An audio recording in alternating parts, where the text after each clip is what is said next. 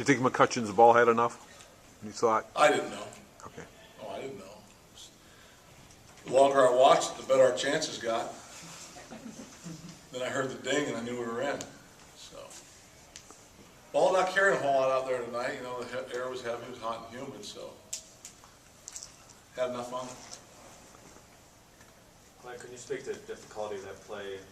Bay made split second. He's got to decide whether to go home or second. How he's able to turn that double play. Well, you know, normally what you set up, if the ball takes you to your right, you're going to turn the double play. If the ball's right at you, you know, you still almost need to turn the double play if it's hit hard. If it's slow roller, then you're going to come get it, try and get the out at home. He's got a lot of experience over there. He's made that play before. Obviously, he started it for our pitcher to get over there and finish it. Danny's a pretty athletic guy. The relay throw, the turn at second was important, just as important as well. It's as big a double play as we've turned probably, you know. I think back to Chicago, game-ending double play. You know, the first series of the season, it was a big double play for us. Well done. So can you just talk about Dana McCutcheon, that inning getting out of first and third, no outs? Well, that's, you know, the challenges that the game brings. Obviously, we had a challenge in front of us, and then you see the joy of things that can happen. You know, we talked earlier today about how hard it is sometimes to score runs. And you get a situation there, I mean, they're looking good. We've been in that situation. You get a dump double. If McCutcheon and Paul can't get it, it's perfectly placed because we got our best two guys out there. Nobody can make a play, and then Blanco does a real nice piece of hitting to shoot the ball in the corner. So here you are, and to get the punch out was big. Obviously, the pitch selection, the sequence between Brown and Danny was solid.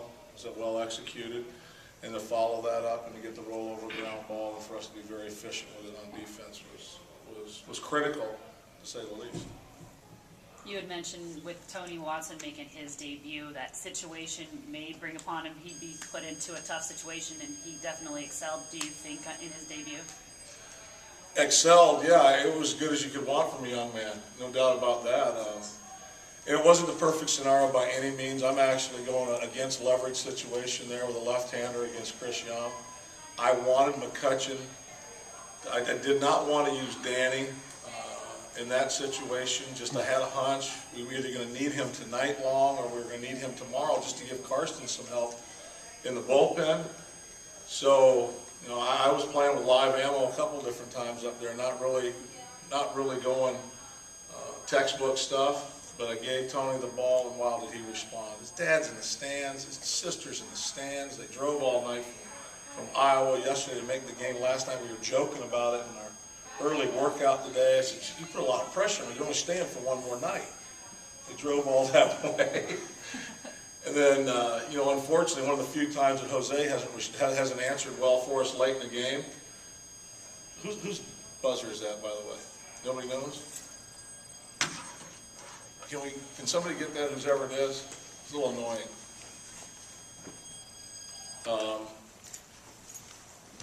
Jokingly, yeah, we got to get him in, and then Jose really didn't have his best stuff, and I just rolled the dice and said, you know what, we'll get the kid out there and baptism by fire.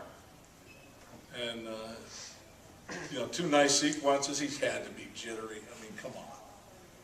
And to stay with it, to stay through it, and to get the two strikeouts, I don't know if he could end up him having a better first night out. Way back when, Mahalan pitched a pretty fair ball game. Was it a difficult decision for you to pull him at that point? It was. One of the things we are going to be dealing with now is that the heat and the humidity. I mean, he was, what, mid-90s of his pitches? 94? Yeah, I thought it was mid-90s. He had to work a little bit, just making pitches. He was out there in that last inning, I think, creating some things. He never wants to come out by any means. But I just felt at that time, let's just roll the dice there with Resop, Varus, and Hanrahan and go for the kill. The runs were hard to come by tonight. We left them on base early. They left them on base late. Both him and Duke pitched really good ball games. Really good ball games. Paul was, again, very, very effective. Very, very good ability tonight, I just think, to keep missing the barrel. You know, a couple balls were squared up for outs, but overall, another very efficient outing. But is there a significance to being 500 at this point? Is it? Well, you know, we're 500. I mean, that's about the significance. I know it has bigger meaning in other places. It'll have more meaning later in the year to get to 500. It's a step in the right direction. I understand the importance of it by walking the street and going to places and having lunch and having dinner and those kind of things now in the burg. It's another, it's just a snapshot, hopefully, of where we're headed.